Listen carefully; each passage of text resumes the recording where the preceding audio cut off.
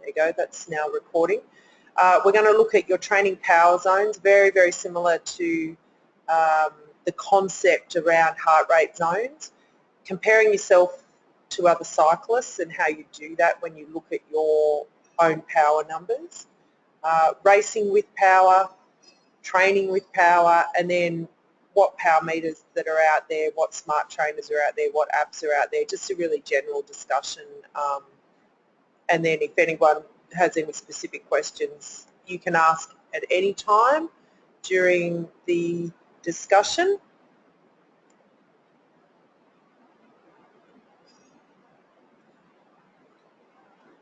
So using the webinar, some of you have already, Dave Taylor's joined. Hey Dave, welcome, welcome.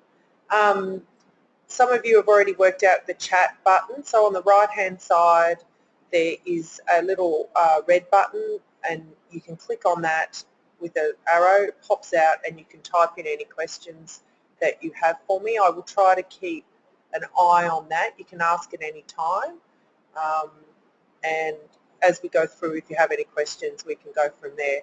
You are all muted just to avoid any interference that comes. And yeah, definitely keep it active. It's quite interesting to talk to yourself, so any hellos would be greatly appreciated. So let's get started. So what is power? It's measured in watts, and it really talks about how much work you're putting into the bike. So it gives you a really good understanding of the actual effort that you're putting in. Unlike heart rate, which is a useful training tool, but heart rates don't take into account the weather, the conditions, the variability of the terrain, your nutrition leading in or nutrition on the day. And really heart rate's just telling you how your body's reacting to that particular set. Whereas power, you can look at the effort that you're putting in for that particular power ride, and that gives you a good understanding for your goal setting and what you want from the training program in a very broad sense. It guides what you are going to program, your recovery and your nutrition leading into the training, during the training and post-training. So it's a very, very accurate and clever way of working out how you're training and how smart you're training. Heart rate is a good, as I said, just gives you a good idea of what's happening with your body, can sort of indicate that maybe you're a bit stressed or things aren't quite working well. Power is also really good for cheating, basically, on the race. You stick to your power numbers if you know what they are, and you can definitely make sure that your race goes to how you plan it to go. So why use power? Unlike getting a new set of wheels, it won't make you any faster at your current fitness level.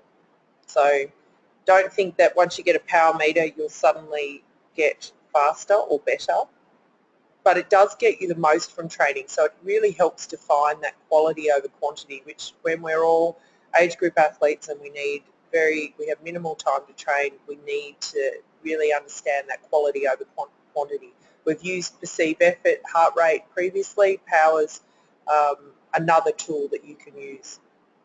So it is a measurable effort, as I was talking before, whereas heart rate's variable. And power's really, really good in that it can detect really tiny, small changes in fitness, which just assists you, one, to keep on going and progress through, because you can really get even a weekly indicator of how you're going with your fitness level and seeing it increase. And at a more broader level, it really helps you personalise your training program, which we'll talk about later on in the presentation. So the first step to using power is that you do need to know your FTP, so that's your functional threshold power. What that is the effort that you can sustain for 1 hour of cycling. It's your lactate tolerance level, so those that have used heart rate before probably know some of these terms. And we'll talk about the zones, which again you'll feel quite comfortable with. You can test it in a variety of ways. I like the 20-minute test. So you essentially do 40 minutes of warm-up where you just slowly increase your power from an active zone 1 to a zone 4, and again we'll go through that later, and I can give you the more specifics on the test if you like. Oh, hey Lawsy, how are you? Good to see you. So the test is the 20-minute test. So it's a 40-minute warm-up, which just include you just slowly increase your effort level, perceived effort level, from like a 2 out of 10 to about a 5 or 6 out of 10. You then do a couple of little efforts at 7 out of 10 perceived effort, and then you just do a little cool down for 3 minutes, getting ready, and then it is 20 minutes of all-out effort. Hey Pam and Megan. And what you do is you get an average of that power for that 20-minute test, and you take 95% of that, and that's your FTP. So that is your functional threshold power. That is how you base all your training and your training zones around that. Generally, when people first start using power with me, I do try to guess it a little bit, because it's just getting them used to looking at numbers and understanding what all those numbers mean. And I just ask them a few questions about how much they train, how many years or months or days have they been on the bike, and what they've raced, if anything, at the enticer or sprint level. And then from there I just generally guess. You do have to work out your FTP for yourself. The apps that are used with Zwift and TrainerRoad, I think Zwift, it suggests what your FTP could be based on the types of rides you do.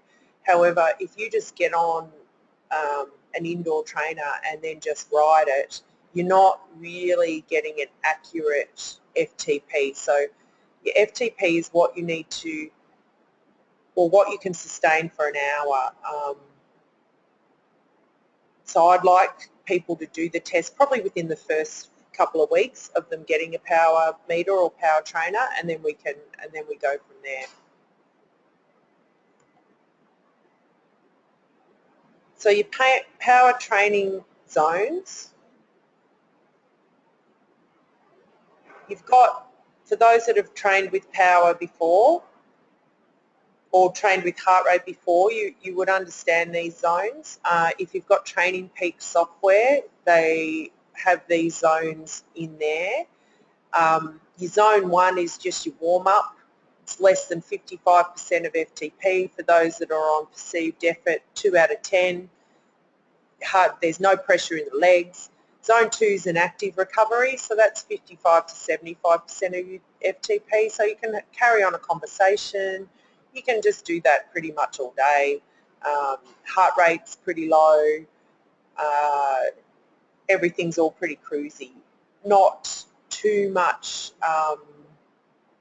work in terms of increasing performance or fitness happens in that zone 1 or 2, but it is important to have that recovery. Great to do some one-legged cycling and some pedal efficiency on there. Your zone 3, that's when you have 20 to 90-minute efforts, and this is where you're starting to get into that aerobic zone. So you do feel like you are briskly moving, and you do need to concentrate, especially for the upper end of this zone. But it's all very rhythmic, and you really could do it for quite a while. Feels good, feels like you're working. Perceived effort's probably 6 out of 10. Your zone 4, so when you look at power, there's power curve. Your zone 4, that's when your lactate takes a really sharp rise, so when your lactate acid just starts to build up quickly in your body. So a lot of your training for endurance athletes are in zone 4 because that helps you have your body adapt to that lactic acid buildup, and then you can use that better or get rid of it, so then you can train at a more aerobic and fit level. They're 5 to 20 minute efforts, and it's between 90 and 105% of FTP. Your zone 5, that's your 3 to 5 minutes. That's your VO2 power range. I'll talk about VO2 later on, about what that actually is. That's the 105 to 120% of FTP. Sprint distance guys, enticer guys, Olympic distance guys, sprint guys, they love training in this zone. Ironman guys, once they're 3/4 of the way through their program, they really aren't a big fan. They like to train in that zone 3, zone 4 area. Getting into zone 5, they haven't really trained up for that lactic tolerance stuff. So it's just hard work, and it's not really that enjoyable. Zone 6, they're 1 to 2 minutes. That's just your conversation's absolutely impossible. It's all out efforts. It's over 10 out of 10 efforts. That's if you want to win sprints and get some power if your goal is to increase your FTP during winter, or you just want to have that final sprint in a shorter distance race, then you would do those zone 6 workouts. Other than that, for half Ironman, even Olympic, you don't necessarily need that. Zone 7 is your neuromuscular. Don't really need power. It's just absolutely all out efforts. You don't really use power to guide you in that. That's just crazy 15, 20-second all out efforts. So here's some more jargon for you. Really, if you come out of this understanding what your FTP is, then that's a great start. For those that have already worked on your FTP and understand that a little bit more, we can start building your knowledge base. So normalized power, that's the power that I like to use, and I like to look as a coach and as an athlete, as to how my effort level is in a race. It just takes out all those spikes and really gives you a better indication of the effort put in. Whereas average power is just your normal average power. It takes into account when you cruise down the hills, when you power up the hills. It's good for the variability index, which is what I'm about to talk about, but I really look at normalised power to guide me when I'm racing, and also I ask that the athletes look at the normalised power. So the variability index, this is really, really important to wrap your head around if you can, and it's just the difference between your normalised power and your average power. So if it's a really hilly ride, those two numbers are potentially, or they are going to be bigger than if on a flat ride. So if you're riding on a flat ride, or if you're riding in erg mode on a trainer, you probably only get 5 to 10 watts difference between your average power and your normalised power. That's because you're pedaling all the time. There's very little difference in the terrain. And so you are putting in the amount of effort the whole time at around the same rate and the same watts. For a hilly ride, it's going to be a bigger gap between your average power and normalised power, because you're going to not be able to produce the watts on the downhills. You're going to have to produce higher watts because you're putting in a higher effort to get up a hill. And then you've got your flats in between. Now, if you've got a big difference in your variability index, so if I see an athlete that has 1.1 or anything over 1.05, I start to look at that, and it impacts your speed firstly. So if you're on a hilly ride and you have a big variability index of over 1.05, what that means is you've powered up the hills with really pushing down hard on the pedals, and then you've probably cruised down the hills, taking a rest, which impacts your speed because you're slow on the uphill, and then you're not taking advantage of the downhill to get the speed. So overall, your normalised power might look good, but your speed is terrible, and you think, oh my goodness, what's happened? And the answer usually is that your normalised power and average power is just way too different, causing you to drop speed. So on hilly rides, you've really got to learn how to work that over the hill and then down the hill, and then just be steady up the hill. None of the big power surges. The ability to run off the bike. So if you have a greater than 1.05 variability index, it's really tough to run off the bike, and often leads to one of the reasons of why people have really bad bike rides. So I don't know whether you know, if you start looking at your numbers and start asking questions about that, then we can look at the differences, and see potentially why you're either not running off the bike well, or you're not getting the speed that you want, even though you are getting the normalised power. So intensity factor, you'll find these on a lot of the apps, and it's just your normalised power to your FTP. So 100%, one intensity factor means that for an hour you went at 100%. That's pretty crazy, and pretty hard. So normally most workouts that I do on Hangouts are anywhere between 79% and 90 to 90. I think I might have done a couple of, 91, 92%. So they're the hard interval workouts. Your TSS, your training stress score, that's the amount of training stress that's generated from the workout. So sometimes if you look at a really long training session, that has a high training stress score just because of the length, or a high training stress score because of the intensity. Looking at that when you look at Training Peaks, or if you're mapping it, I think even Strava may map this as well, you can see what the stress score is, which will help you in your recovery time. Now the higher the stress score, you can work this out manually if you like, the higher the stress score, the higher recovery that you need. And the older you get, you also need to take all this into account, because even though as you get older you can still do the intense sessions, you need more recovery time, and we'll talk a bit about that later.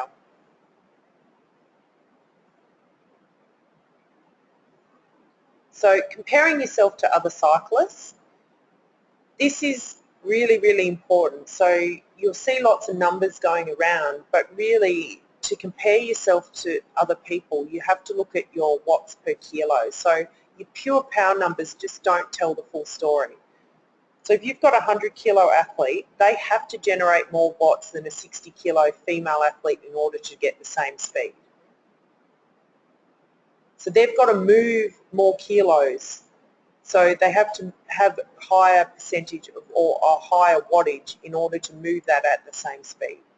So here's just a bit of an example. So to get 3.64 watts per kilo, if you're a 75 kilo athlete, you'd need to have an FTP of 275.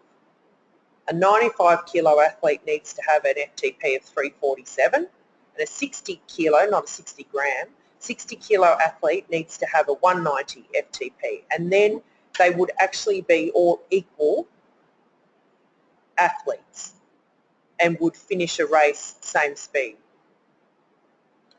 So to increase your watts per kilo, there's two ways to do it. You either increase your FTP or you decrease your weight. So, and you can do a combination thereof. Hopefully that makes sense. Okay, so this is probably where you need to have the handouts later so you can have a good look at this graph. So this is looking at watts per kilo generated by, I think there was a few hundred people in this and just looking at their watts per kilo 20-minute effort and where they sit. So you can see where you sit as a cyclist, and it will help you understand where you come in a race. Now, one thing I want to say is don't get sad when you look at these numbers and you see your watts and then you work out what your watts per kilo are. Firstly, for every decade after 35 years old, you have to decrease these numbers by 10%. So women in the over 50s, you have to decrease this by about 10-15% of those numbers that you've got there in order to really see where your age category probably is. So you've got your world class and your champion up the top. They do crazy numbers. Your Division 1 and Division 2, that's your pros and your top tier pros, and your second tier pros is Division 2. Then Cat 1 is, your top age groupers down to Cat 6, which is the age groupers that are either novices coming in, and they're just really learning how to ride a bike. Often people that start triathlon and in their career in triathlon start down at that category 6 level and then build up from there. So you can look at those numbers. Currently my FTP is sitting at around about 250, give or take.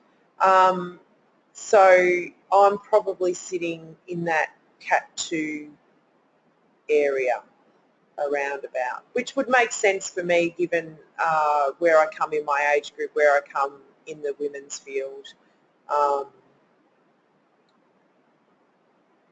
And that will obviously, like now that I've probably got to start taking about 8 or 9% off that in terms of understanding where my age group fits into this. So you can have a good look at this after the presentation and just have a good idea. So you're setting realistic expectations for yourself, as well as you're understanding where you sit in the field. So again, on race day, you can have a good race because you know exactly where you are going to be in the field. So racing using power, this is where I think it's quite powerful. For Ironman, for age groupers, so the pros work a little bit higher than this in terms of the percentage of their FTP, but for age groupers, you're working somewhere in these ranges for the different distances in a triathlon. You do have to take into account heat, so Hawaii, for example, or Cairns, or if you're coming from down south and you're heading up to a northern race or an overseas race or somewhere race in Asia, you do have to take that into account, and your power numbers need to be lower than what you would be generating in a colder climate. You do have to look at your fitness level. You might not be able to sustain 60 to 75% in Ironman if you've just done the bare minimum to get there. We'd have to look at that as a coach. That's something that I would look at. You'd have to look at years in the sport. So people that have done multiple races at the Entice Oil Sprint do get better at racing them and learning how to race them. So that's another one that you would take into account when you're looking at deciding what power you're going to use on the race, as well as your goals. You might not really care what power, and you don't want to race a sprint or an Olympic or even a half Ironman. So you've got to look at your goals again to work out what your power is going to be, and obviously age. With age, it's an interesting phenomenon. What happens is your VO2 max comes down, so you actually race closer to your FTP than what a person in their 30s and 40s, 20s, 30s, 40s race. So those numbers actually go up. So for Ironman, for example, you are racing probably closer to the 85 to 90% of your FTP for an Ironman, but it's just because your FTP or your VO2 max has come down, so come down closer to your aerobic capacity. And again, that's where a coach is really helpful for the older athletes, so they really understand what power numbers and how they should race the race. If you go over these power numbers, what will happen is that you'll blow up and you won't be able to run off the bike, or you'll have a terrible run off the bike. So it's a good way to cheat rather than just using perceived effort and, again, heart rate, especially when there's weather involved, or if you're racing this for the first time. Even if you're racing these races multiple times, you might get a bit excited and think you can push it a little bit. But these numbers are based on many, many people and analysing all sorts of data over the different races. And really, if you want a good run or if you want a good triathlon, this is the sort of numbers and percentages that you need to be looking at if you want to have a fun day. I find that if at the end of the day people don't have a good run, they don't have a good triathlon. So it's really important for nutrition on the bike to get that right, as well as to get the percentages of your power right. It's why I love Ironman racing, I think, because I can just be so much lower percentage of my FTP, which is always, for me, it makes it a nice, comfortable day. So what I was talking about before, this VO2 max that I was talking about, that's a cardiac output, how much blood your heart can pump per beat and how many beats per minute your heart is capable of beating, and how much oxygen your muscles are able to extract from that blood and use. So as we get older, our cardiac drops as our heart loses strength and our max heart rate decreases, and therefore our VO2 max decreases. So that's why you get that very generic formula of 220 less your age. You do find heart rates are very variable with people, some having ridiculously high, some ridiculously low, but that's where you've got to work out what your max heart rate is and work to your zones from there. And it does explain why people do tend to start, as you get older, work closer to that FTP number, because the VO2 max is going down, but you've got such endurance ability, you can go for a lot longer closer to that FTP mark. So here's some examples, just to show you the variability and the big differences between professionals and age group athletes. So Pete Jacobs, he was a world champion. He won 1 year in a 4 hours and 35 minutes for 180 kilometres bike, and he had a normalised power of 292, and he ran off that at a 248. So that's about one of the best marathon runs. So he timed that to perfection. There was that same year someone that came fourth in the 40 to 44s. They did 5 hours and 4 minutes, and they had a normalised power of 222 with a run time of 308. Again, a very good run time. So they've again timed that and done their power numbers very, very well. For me, so this was Hawaii last year, I did a 5:45, and I had a normalised power of, I think in the end it probably went down to about 178, but I blew up on the run. Now what I did, and the mistake that I made, was that I rode with my numbers that I would ride with normally in an Ironman, and the heat, I just wasn't adapted enough or powerful enough to handle that heat. So my core temp got too high, and then I couldn't run for that first 8 mile on the run. Jens Voigt, so the Tour de France, he did an average wattage of 328, and he, which is 4.2 watts per kilo. So that's insane. Age groupers, 2.2 to 3.3 watts per kilo for a young male in an Ironman race. And then for a 55-year-old male, 60 kilo female, same age, their wattages, that's just an example of the wattages that you'd probably expect in a good age grouper at that level in Ironman.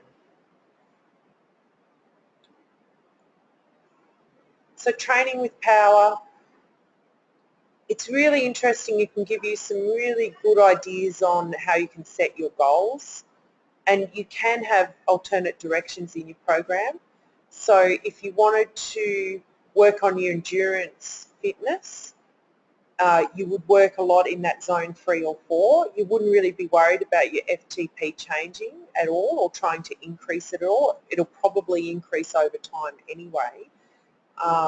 But you would just be working on that base foundation. If you've got plans of doing a long course or anything over an Olympic distance, so the half Ironmans or an endurance trail run, then you would look at this endurance fitness goal, and that's the zone of power that you'd be working in. You could work on your variability index, so that's that riding really close between that normalised power and average power. A lot of people that I see are great at riding up the hills, but then don't use those downhills or don't get that nice smooth ride, and smoothing out the ride is the key to a good run in an Ironman. So you could just look at that and work on getting that better. You could obviously increase your FTP. So you could just have an aim in 3 months, I want to increase my FTP by 10%. Have a look at all those numbers that are with the graph beforehand, and you could increase your fitness for short distance triathlon or increase your performance generally. For Hawaii, going back to my Hawaii goal, if I did, or when I do Hawaii again, I will do Hawaii again one day, I'll be working on either, I've got to decide whether I just want to work through winter, working on keeping my endurance up, and then on race day I decrease my expectations of my watts on the day, or I have to increase my FTP so I can deal with that heat and then run the same numbers over there in Hawaii. So lots of things that you can think about and use when you're training with power. So for endurance athletes, for most of us, we will do a lot of our training in that zone 4 with maybe one session for zone 5.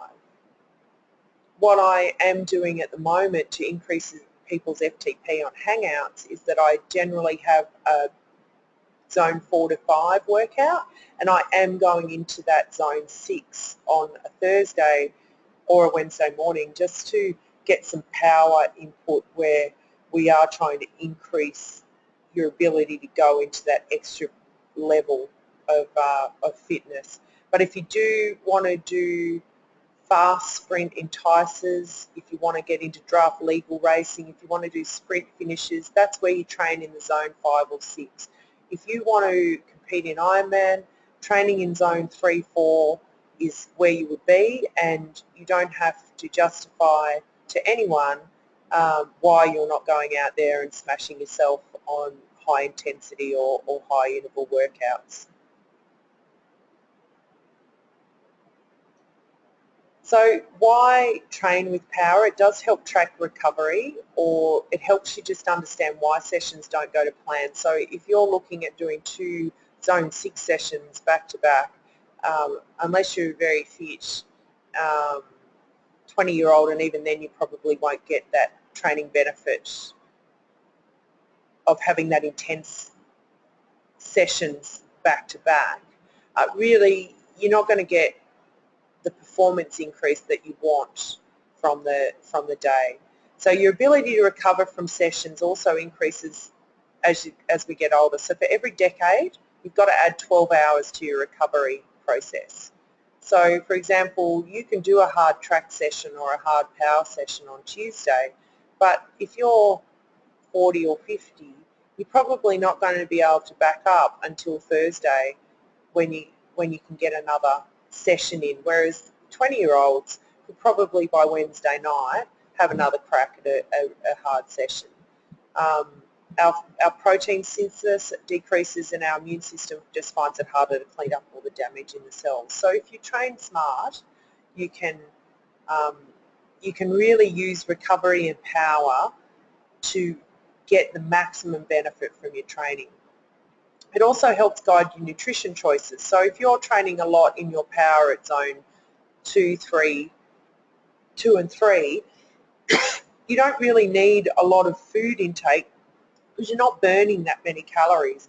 Whereas as you're getting up in the sessions, and especially if you increase the duration of the set, you have to make sure that your body has the fuel to keep on going and has the ability to recover well. So if you starve yourself in training, what will happen is, one, you won't perform as well as you could, and also post-training, you're going to go for those binges, or you're going to go for really high carb, high sugar. You're going to be tired, you're going to be stressed, and it all just snowballs after a while. So if you know exactly what zones you're training in Power, you can work out, okay, I do need a bit more nutrition tonight because tomorrow morning I'm going to go up and I'm going to do a really hard interval workout. Or no, I can be just pretty good, lots of veggies, bit of protein for the night before, because I know that I'm just going to keep a nice beautiful aerobic zone 3 to 4. Mum. Oh, I have my darling son here. Yes. You want to watch Thursday? Yeah, I'll watch it. Apologies, guys. So how to measure power. So your SRM, so there's lots of different ways. You've got to put something on your bike, really, or you have a smart trainer. So SRM's the gold standard, and that goes right on the crank and pedal arm, most accurate way to measure power. Other power meters have it in all different locations. You can get a variability of, I've seen anywhere between 20 and 40 watts between each of the power numbers. Calibration often assists, but just know that your number is your number. So once you get a power meter, find out what your number is, and then your FTP and what that number is, and then just work off that number. Now, if you have a smart trainer and then also a power meter, I would run them both at the same time for a couple of sessions just to understand the differences, if any. And then if you use that, then we know your power numbers on an indoor and an outdoor. You'll also notice that sometimes your power numbers, if you do the test indoors as opposed to outdoors, is different. Been reading quite a bit on this, and there's really no explanation of it. It just seems to be very personal. So some people have a higher FTP on their indoor trainer than they do on their outdoor, and vice versa. I would say it's probably a lot to do with just the way people ride, the way that they handle the heat of an indoor session. Indoor, your bike's very stable, whereas you're the one that moves around a bit, whereas outdoors the bike is moving a little bit. You might just be better at riding outdoors than indoors. So I wouldn't worry about it too much. I think you just need to get that number and then work from there. So just the different indoor training applications that you can use. So you can use, even if you've just got a standard normal trainer with a bike, you can use the apps like Zwift, TrainerRoad, Perf Pro, Wahoo Fitness app. So Zwift is the new craze gaming app, which is essentially people from all over the world join in and you get live streaming, and you can ride with other people, and it's a very much more real. You can group ride with people, you draft with people, you can do interval workouts which are set. So it just gives you a little bit more stimulus than probably just an interval workout. TrainerRoad is all interval based. Perf Pro is interval based, as well as you can download Strava segments, GPS coordinates, and ride those particular courses. So for example, I downloaded the Hawaii course and rode that pre-Hawaii. So if you had a race overseas and you wanted to get a feel of what it's like to ride, you can download a Strava segment into that Perf Pro app.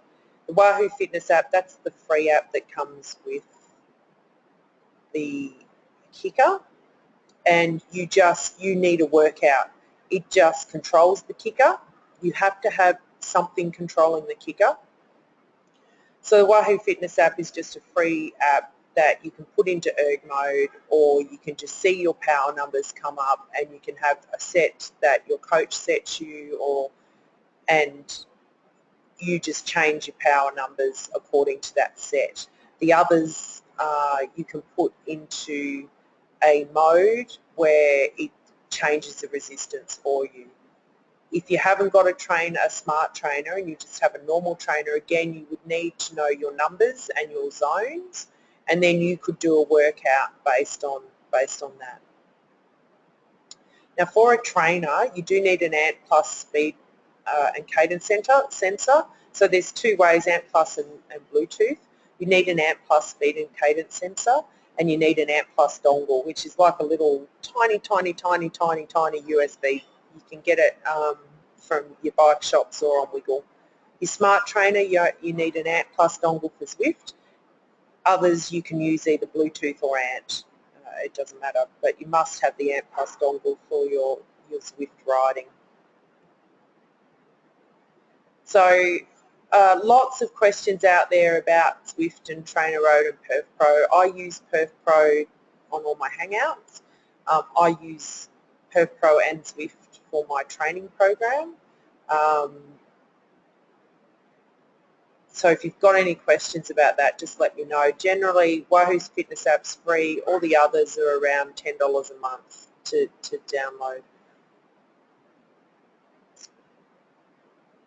So really, just to end it, is that Power's just another tool to help you train smart at the end of the day. It's fun and really interesting.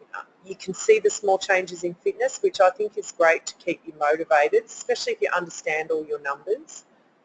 Or it does give you an indication if you're overtraining, or maybe your recovery is not right in your program if you're not seeing changes or not getting the goals that you want. Racing smart, it just becomes easy to manage a race at the end of the day. Particularly interesting as you get further up or longer distances. At the shorter distances, you're just racing flat out, if you choose to race those shorter distances like that. If you've got any sort of health conditions, maybe racing with a power meter is a very smart idea, because you can keep within those zones that you know is not going to increase your heart rate. You can always use heart rate and power zones together. But at the end of the day, power is not necessary. Really, at the end of the day, getting out there and being consistent and just getting on your bike and riding will get you the goals that you want. So don't feel like there's any pressure to get a power meter. They range anywhere from about, I think, $500 to a couple of grand. So you do not need this tool to complete a triathlon and to achieve everything that you want to. But they are fun. It's another tool for me that I'm having a good time with. If you like toys, it's a great toy, and it does have lots and lots of benefits. So is there any questions at all? That's pretty much all I have to say, and thanks so much for taking your time out to listen today. Yeah, so is there any questions at all or anything? I'll just wait for a little bit while you're busy typing away. Oh, right on. Got a few here. How often do you need to calculate your FTP? Well, hold on, I'll work through these numbers. I'll just work through these. So how often do you need to calculate your FTP? I don't like tests that much. They don't really excite me too much. So I did an FTP test, and then I tend to just know through general fitness whether I'm going to increase my FTP or not. At the moment, what we've decided to do in the Hangout system is we're just going to increase it by 5 watts every month, just to see whether or not our training program, and it's for those that are consistently coming to the Hangouts, they should see over the month, they should be able to increase it by 5 watts no matter what, because of the program that's set specifically for that.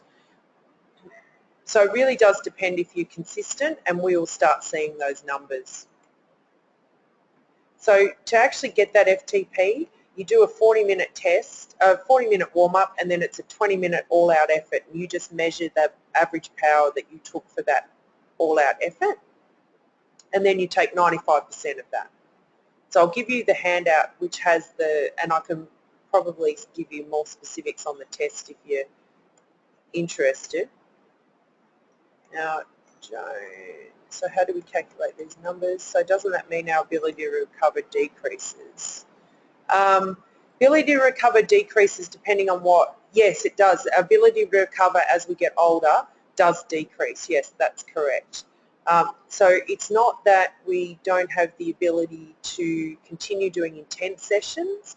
We do have to look at our body and seeing whether it's getting wear and tear, but there's nothing, all things being equal, for us to have the ability to do those intense workouts, but we just have to make sure we take longer to recover. So we might only have, like a 50 or 60-year-old may only be able to do one intense session, and then the rest of their sessions are all in that zone 3 or 4 period.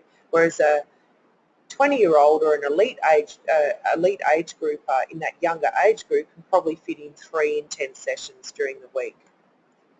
So normalised power, it's calculated using an algorithm behind the scenes, and it really just takes out all the variability and works out really what effort you're putting in over that particular period of time.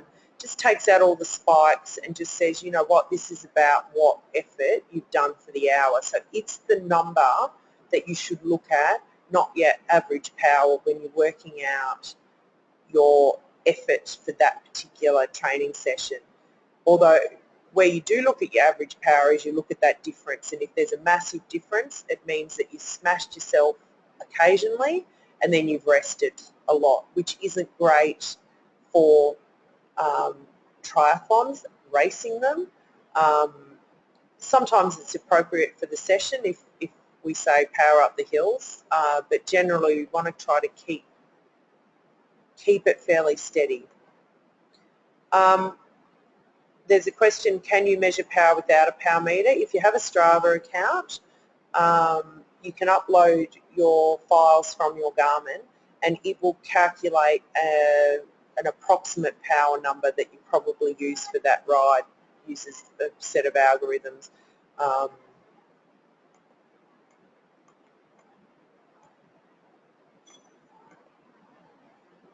Is average watts in Zwift the same as normalised power? I think it is, Marcus. When you have a look at the end of your ride, when you look at your 20-minute power effort, that does show you your normalised power for that 20 minutes, 5 seconds, 10 minutes, 5 minutes, and it then actually tells you what it thinks your FTP might be. But if you go on Zwift and everything's easy all the time, or everything's hard all the time, then it gets a little bit out of place without actually doing a test. So does the Kickr calculate normalised power and FTP? So the Kickr calculates numbers, so it gives you the watts through your Wahoo Fitness app. The Wahoo Fitness app doesn't calculate your normalised power. It does give you an average power for the ride.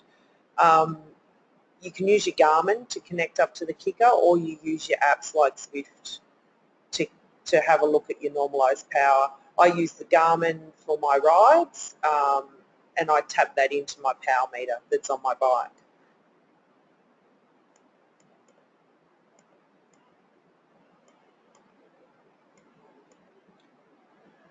Yeah, Jolene, so in tilts when it does say average power, I would like to see normalised power, and I'd really love to see if we're doing a race training program, just to see that average and normalised power and see how close it is.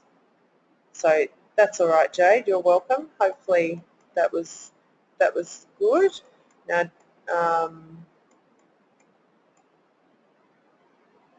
hold on, I'm just reading the question.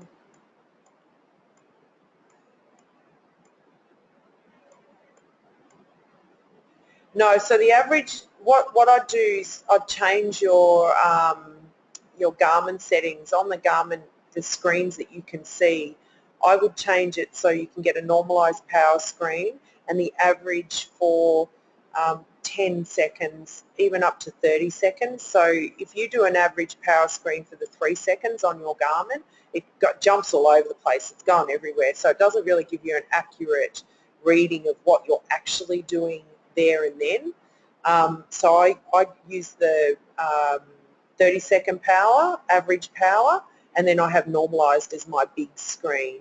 I like to know what my 30-second power is, so on hills I have a very good understanding of when I go up a hill in a race, I know what my limits and upper end of my power ranges are before I start getting into that too high a zone, and I want that nice smooth ride happening. So I look at both those numbers on race day. It keeps me pretty entertained. Any power meters for sale? They usually are on Triathlon Marketplace. There's usually a few that you can pick up cheap.